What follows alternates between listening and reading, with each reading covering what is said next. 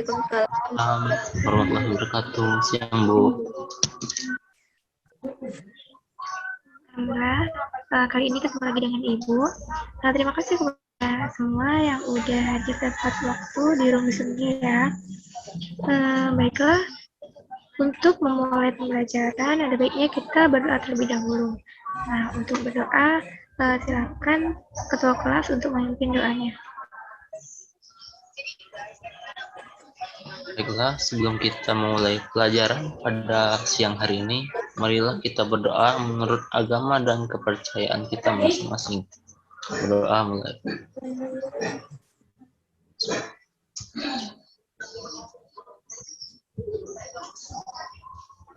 Doa selesai.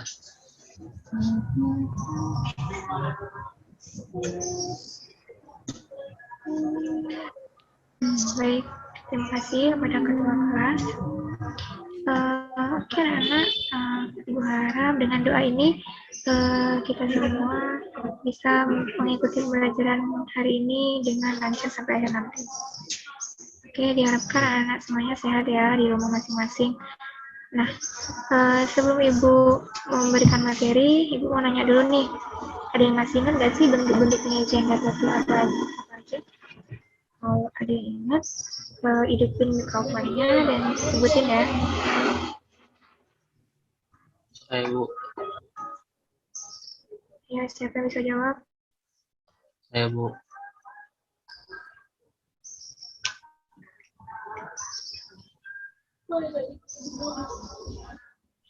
Penyajian data itu ada dalam bentuk diagram lingkaran, diagram batang, dan juga diagram garis, Bu.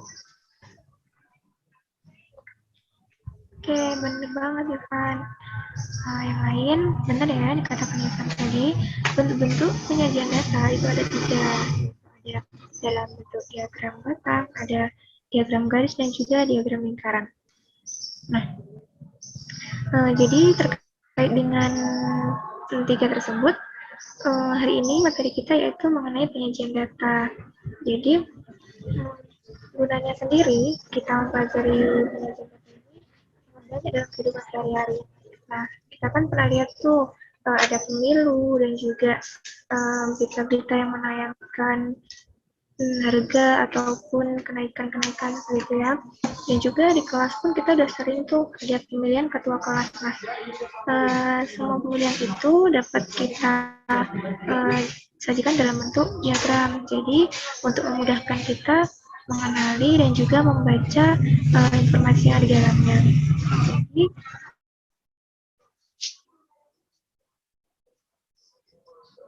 langsung dan juga dihidupkan kameranya ya.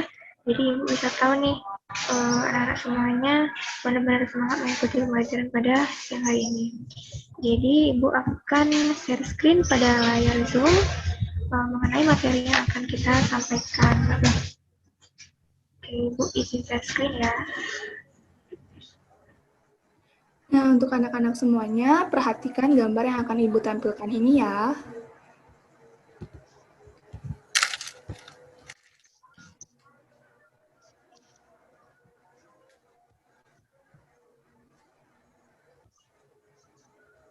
Nah, coba setelah diperhatikan, Ibu mau nanya nih, ada yang tahu ini bentuk diagram apa saja?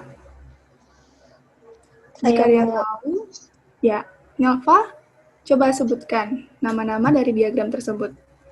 Ada diagram garis, diagram batang, dan diagram lingkaran. Iya, benar ya, Nova. Coba tunjukkan diagram mana yang kamu sebutkan namanya tadi. Ini diagram garis. Terus yang ini diagram batang, dan yang ini diagram lingkaran, Bu. Iya, tepat sekali ya, Nova. Jadi, gambar yang pertama itu adalah diagram garis, gambar kedua itu adalah diagram batang, dan gambar ketiga itu adalah diagram lingkaran. Nah, kira-kira anak-anak semuanya ada yang pernah lihat bentuk diagram ini dalam kehidupan sehari-hari? Jika ada yang tahu, sebutkan contohnya dan menggunakan diagram apa.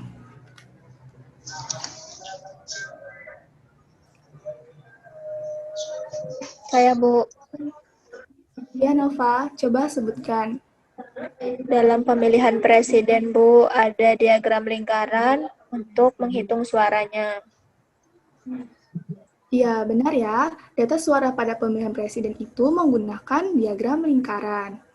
Nah, Ibu sendiri juga ada satu contoh nih, ada data perkembangan pasien COVID-19 di Kabupaten Bojonegoro. Coba kalian perhatikan dan kalian pahami mengapa data tersebut disajikan ke dalam bentuk diagram batang, kenapa tidak disajikan dengan data tunggal ataupun dengan tulisan.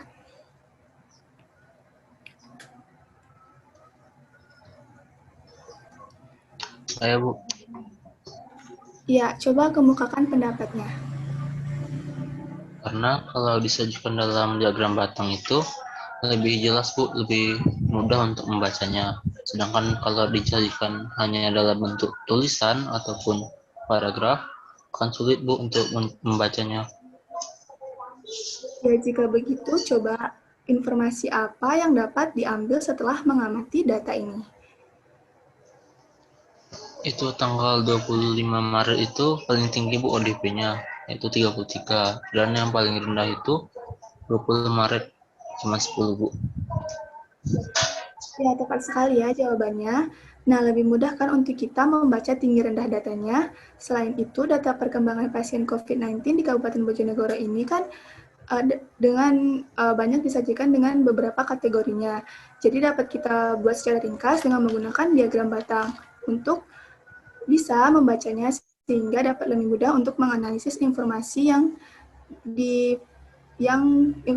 dapat dianalisis dari data tersebut. Nah, ternyata ada hubungannya nih antara data dengan cara penyajiannya. Data yang telah dikumpulkan masih belum dapat memberikan informasi yang lengkap apabila belum disajikan dengan benar. Agar data mempunyai makna, maka data harus diolah dan disajikan dalam berbagai bentuk penyajian data yang tepat pula.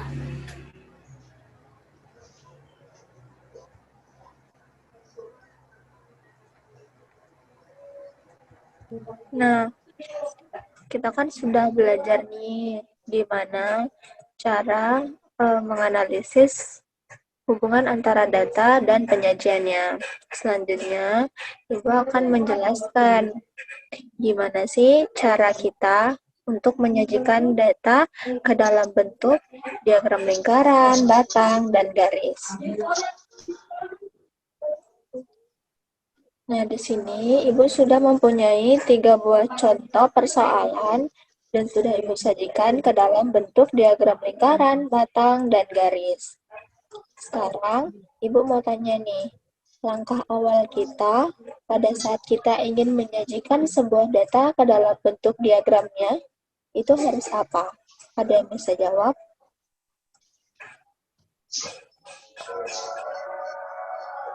Daftarnya dibuat tabel dulu, Bu. Siapa yang jawab? Tun. Apa tadi jawabannya? Membuat?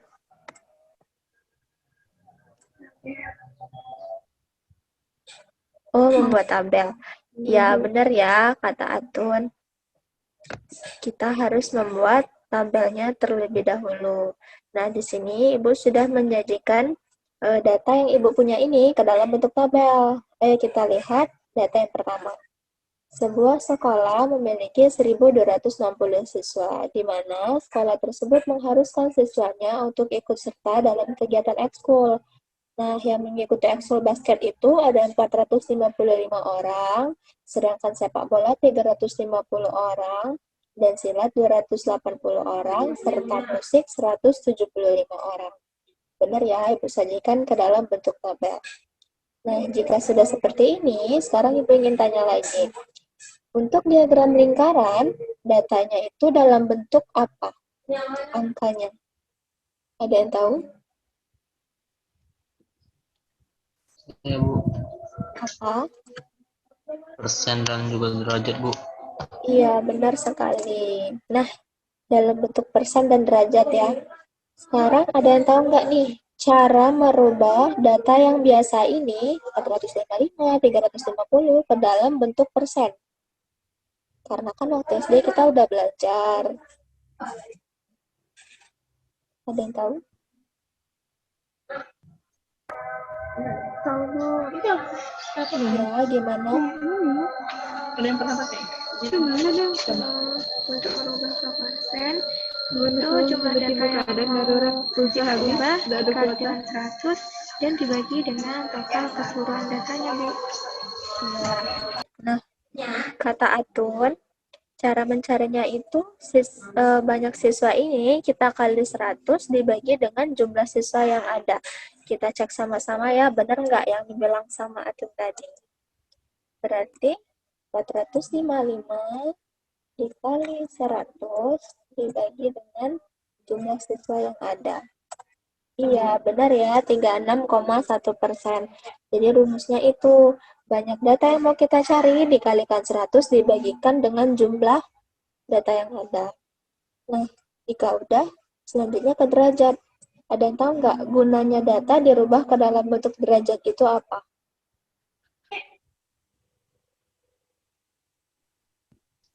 Saya Bu, Ya, apa?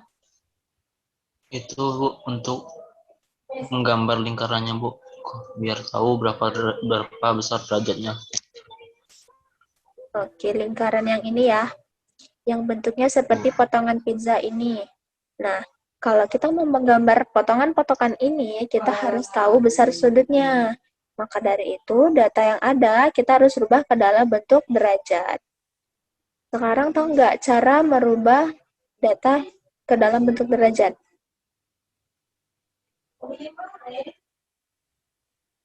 Ada yang tahu? Saya lagi Bu, Ya, apa? data yang dicari dibagi total data dikali 360. Kenapa dikali 360? Kenapa nggak 180 atau 240? Karena jumlah sudut dalam lingkaran itu 360 derajat. Cerdas. Oke, jadi betul ya. Caranya itu dikali dengan 360 derajat dibagi dengan jumlah data yang ada. Sekarang kita tes. Kita cari data yang pertama. 455 dikali 360 dibagi dengan total siswanya. Ya, benar ya, 130 derajat. Nah, kita udah tahu nih data persennya, data derajatnya. Sekarang, kita tinggal menyajikan datanya ke dalam bentuk diagram lingkaran. Nih, kalau diagramnya seperti ini, kita udah bisa bacanya atau belum? Belum. Jadi harus diapakan? Ditambahin? Isi nama. Oke, ditambahin nama, ditambahin keterangan. Betul.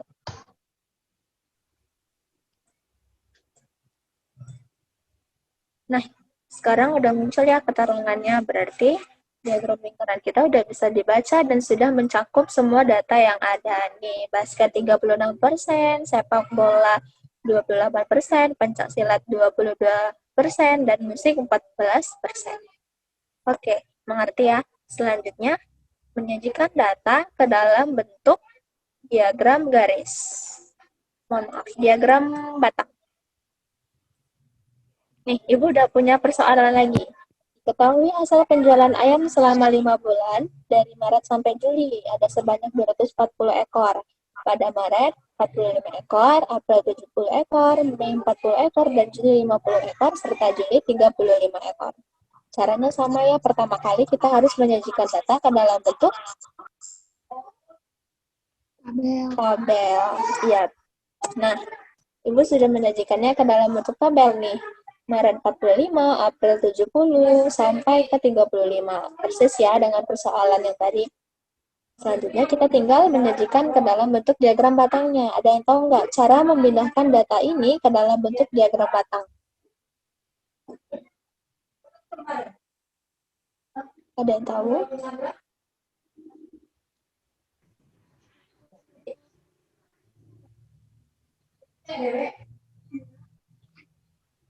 Saya Bu, Ya, apa? itu Bu, kita buat dulu sumbu X dengan sumbu Y-nya. Y-nya. Kalau sumbu X-nya itu nama bulannya. Kalau sumbu Y-nya itu jumlah dari ayamnya. Coba ditunjuk dulu nih dari gambar yang mana sumbu X, yang mana sumbu Y.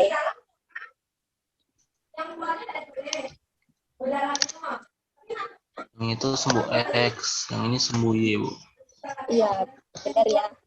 Jadi, data yang ada itu harus kita pindahkan ke dalam bentuk diagram batang ini. Seperti yang udah dibilang sama temannya, sumbu X itu keterangan waktu, sedangkan sumbu Y itu jumlah datanya. Kita buatlah plotnya di sini, titik-titiknya di sini, baru kita gambar diagram batangnya berbentuk persegi, panjang seperti ini. Nah, diagram batang itu bisa disajikan ke dalam bentuk 3 dimensi agar kelihatan batangnya.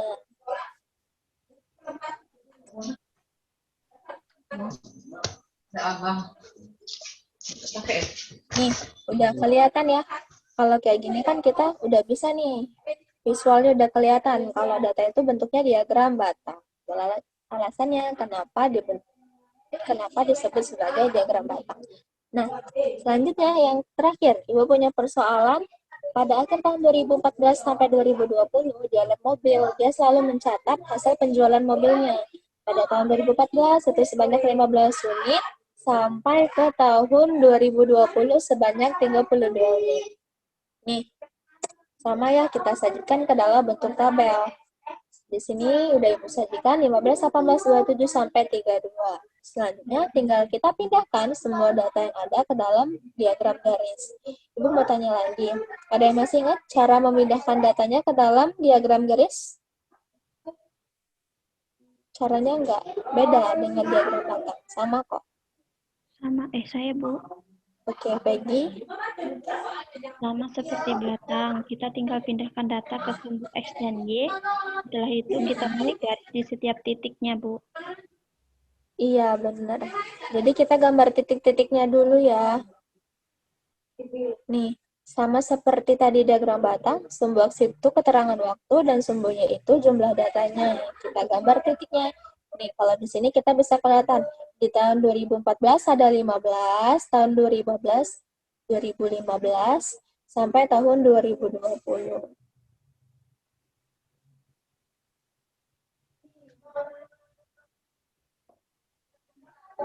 Tuh, udah kelihatan ya titiknya. Selanjutnya, dari titik ke titik itu kita hubungkan sehingga membentuk sebuah garis. Itulah sebabnya kenapa diagram ini disebut dengan diagram garis. Kelihatan ya, naik turun dari penjualan mobilnya.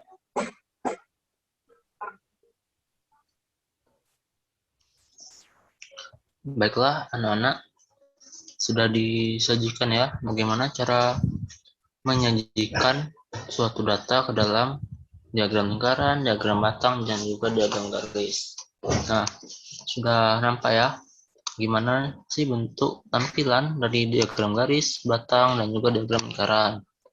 Sekarang Bapak mau nanya, ada yang tahu nggak perbedaan dari diagram lingkaran, batang, dan juga garis? Ayo, siapa yang tahu? Sayang. Ayo. Silakan, Nelva. Kalau diagram lingkaran, datanya itu dalam bentuk persen. Sedangkan diagram garis dan diagram batang enggak. Ya, terus siapa? Ada yang lain lagi nggak? Selain ada persennya, Saya, Pak. silakan. Atun. Kalau diagram lingkaran tadi, itu kan dia dalam bentuk lingkaran, terus terlihat seperti bulat gitu, dan juga ada presentasinya. Itu kayak batang itu garis, cuma garis-garis aja, dan nggak ada presentasinya, Pak. Presentasi. Ya, benar ya, Atun. Ada yang lain lagi nggak nih? Jangan mau kalah sama Nelva sama Atun. Yuk. Yang lain yuk.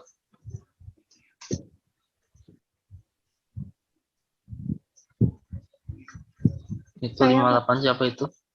Ya, Saya, Pak. Citara. Ya, Jadi kalau diagram batang itu, kalau sudutnya lebih besar, maka lebih besar pula jumlahnya. Terus kalau diagram batang itu, kalau semakin tinggi batangnya atau semakin panjang batangnya, maka semakin besar pula datanya. Jika diagram garis itu semakin tinggi titiknya, maka semakin besar pula datanya. Ya, sekali lagi, satu orang lagi. Bagus ya, Cikara tadi. Satu orang lagi terakhir. Ada yang tahu nggak? Saya Satu. Siapa tuh? Aufa ya? Ya.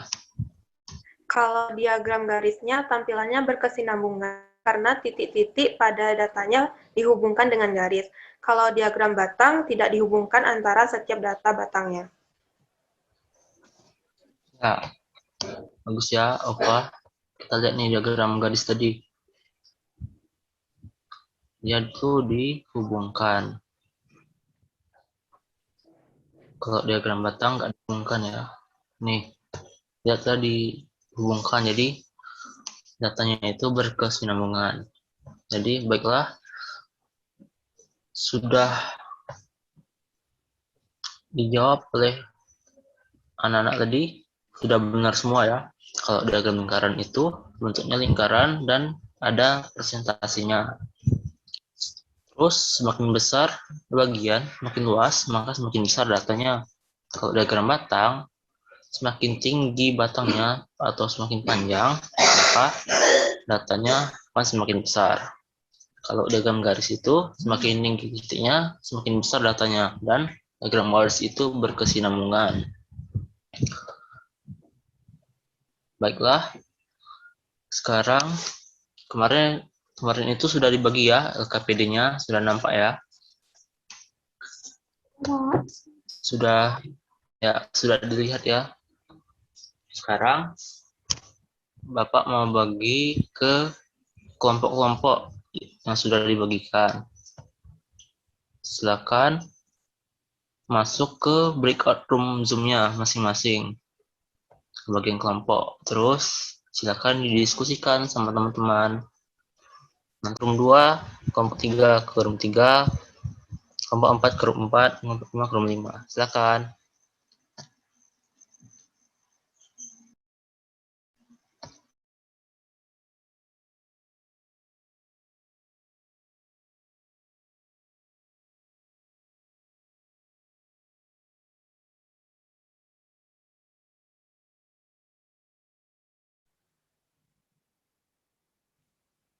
Apakah sudah bergabung semua?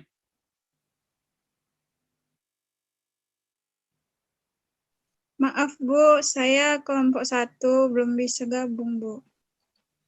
Maaf Bu, saya kelompok 4 Bu. Jadi kayak mana tuh? Gabung aja? Boleh dipindahin aja nggak Bu? Soalnya kami nggak bisa Boleh masuk. di-invite aja Bu, di join-in. Hostnya Atun. Kayak mana mindahnya? Gak tahu. Ada tuh kan Flora, pindahkan ke room 1 gitu Mbak. Ya, Bu. Bentar.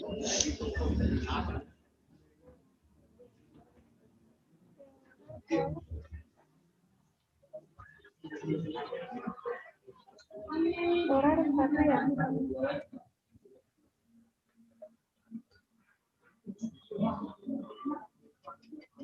Siapa lagi ya? Ini tadi.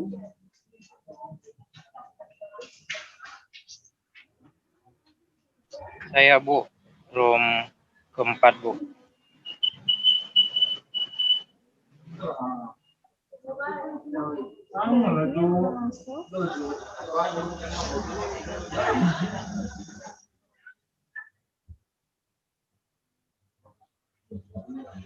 Sudah semua ya?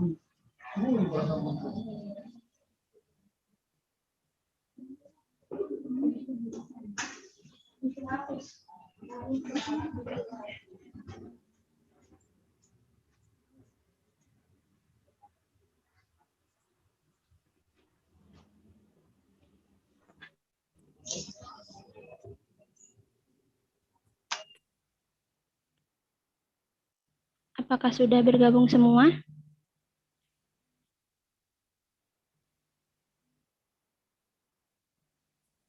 Halo, apakah kedengaran?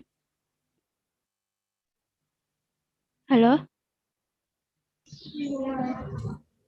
Halo? Halo? Halo? Halo, Feby, dengar Feby.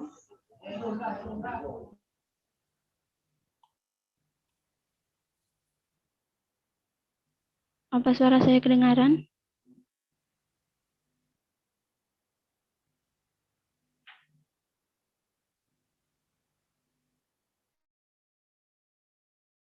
Nanya, itu analisis Maaf, macet. data tuh maksudnya tuh, Ntar, macet. halo, sinyal aku jelek ya sih. Alah, tidak jadi. Sinyal aku. Maaf. Sinyal Bapak kurang itu. Maaf.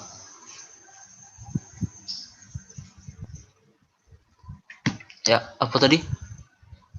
Siapa? Dini ya? Dini tadi, apa? Itu Pak analisis data di atas tuh kemudian dituliskan tuh kami tuh kayak nulis satu-satu gitu ya, kayak apa Itu sih aja. namanya tuh? Ditulis baik, bukannya langsung kayak dibuat tabel.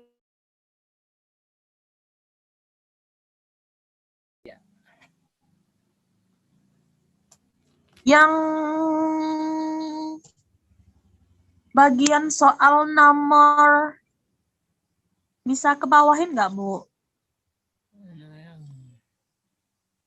Di pembagian petunjuknya kita bagian 2 ya? Iya.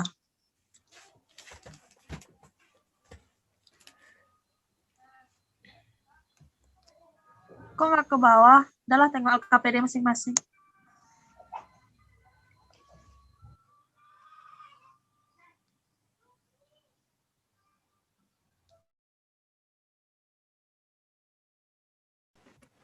Penjualan barangnya ya. Berarti tahu buat diagram batangnya seperti apa? Tahu Bu, jadi nanti diagram batangnya ada 2, yang sebelah kirinya untuk beras, kemudian di sebelahnya untuk gula. Nanti digambarlah sesuai penjualannya di bulan masing-masing. Jadi di garis horizontalnya itu isinya ada bulan Januari sampai Mei, kemudian garis vertikalnya itu tentang jumlah penjualan dalam 5 bulan. Pasien. Nah, yang selanjutnya di bawahnya itu hari Senin, yakni terdapat 40 pasien. Yang ke bawahnya hari Selasa, terdapat 50 pasien. Hari Rabu, 30 pasien. Hari Kamis, 60 pasien. Hari Jumat, 90 pasien. Dan hari Sabtunya, 70 pasien berdasarkan analisis yang kita lakukan pada instruksi yang Bu. Seperti itu. Ya, benar ya. Terus disajikan menggunakan diagram. Menurut kalian, diagram apa yang paling cocok dari data tersebut? Pipit, Bu, Pipit. Iya.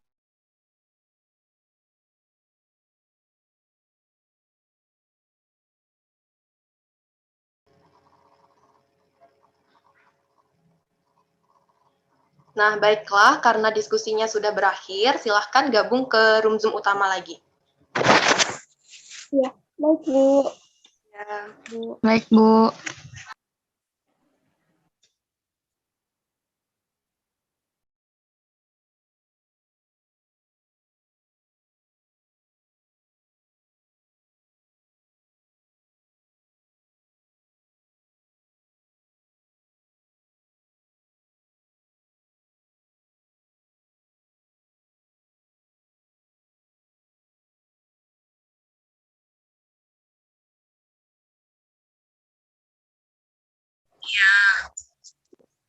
Silahkan kembali ke room utama ya. Halo.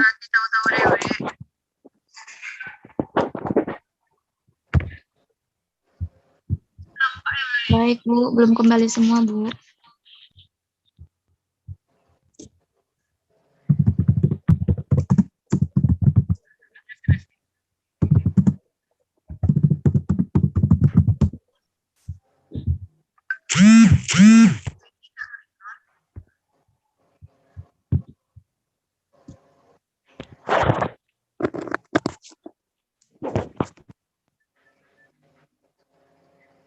Ayo kembali ke ruang utama.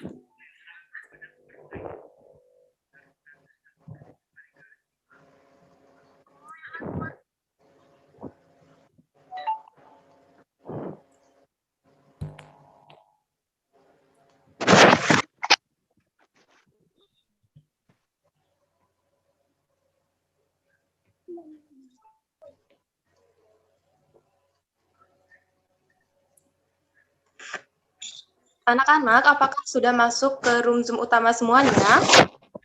Sudah, Bu.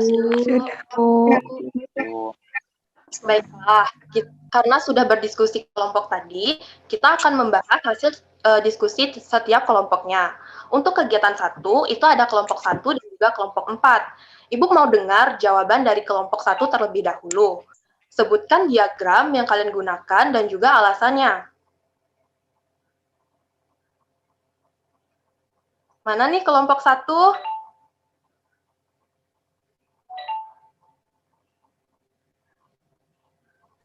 Kami, Bu. Ya, silahkan Flora. Jadi diagram yang kami pilih untuk soal itu diagram batang, Bu. Alasannya? Karena itu nggak pakai persen-persen, terus lebih sedikit datanya, Bu. Terus tidak kontinu, Bu, kayak diagram garis. Nah, baiklah. Terima kasih kepada Flora. Nah, Ibu juga mau dengar jawaban dari kelompok 4. Coba kelompok 4 sebutkan jawabannya. Saya, Bu. Ya. Di sini kami menggunakan diagram batang, karena dengan menggunakan diagram batang, itu lebih mudah membaca informasi data yang ditanyakan di soal itu, Bu. Nah, baik. Karena jawaban kelompok 1 dan kelompok 4 sama, yaitu menggunakan diagram batang, Ibu mau salah satu kelompok untuk mempresentasikan hasil diskusinya. Ada yang mau? Kelompok 1 deh, coba presentasikan.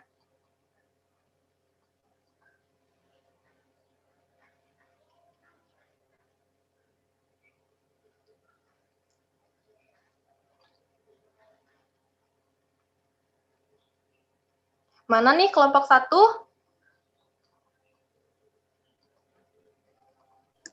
Sebentar, Bu.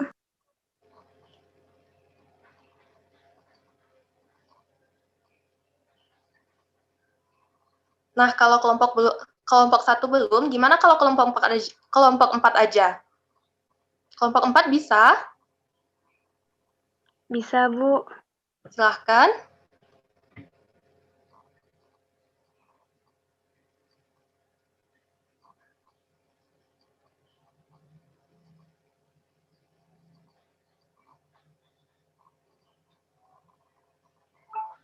Nah, jadi untuk langkah pertama dalam menyelesaikan soal tersebut, dikelompokkan dulu penjualan beras dan penjualan gula dalam 5 bulan.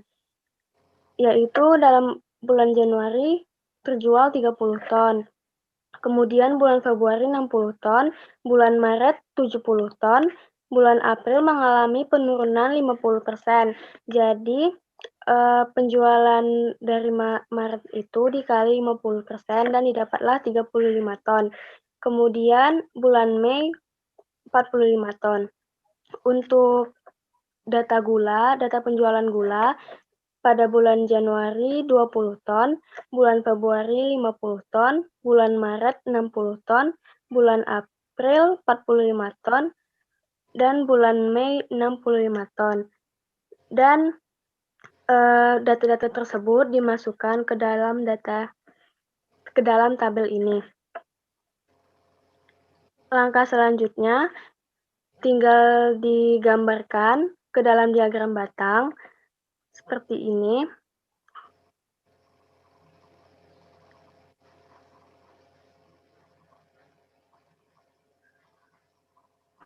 Untuk diagram batang yang sebelah sini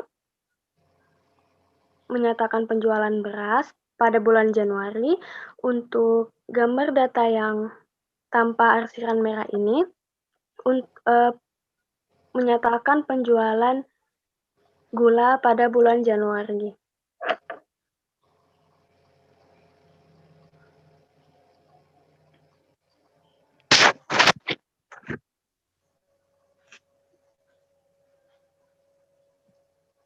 Seperti itu, Bu.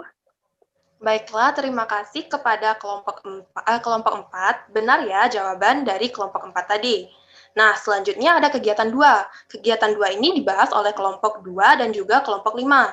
Ibu minta kelompok 2 menyebutkan... Alfa, lanjut ke langkah selanjutnya.